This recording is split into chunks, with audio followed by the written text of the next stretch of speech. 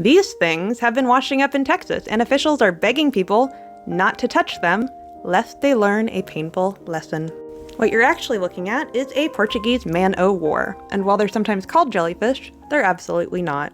No, they're a siphonophore, which is a really broad class of sea critters that live a pretty bizarre lifestyle.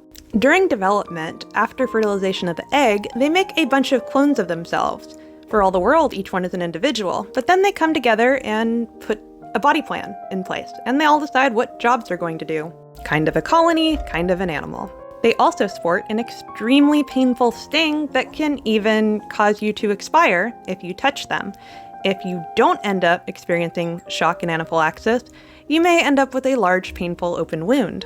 Interestingly enough, some animals have grown immune to their toxins and will hang out with them as they float around the ocean.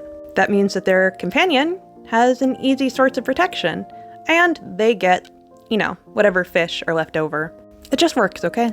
If you want to avoid them, you're gonna want to stay out of the water in the tropical and subtropical regions. They're everywhere, although they are much more common around Australia because Australia. You know what feeds on man-o'-war? These guys. It is a sea slug, and it is also the most magical creature that, in my opinion, exists on Earth.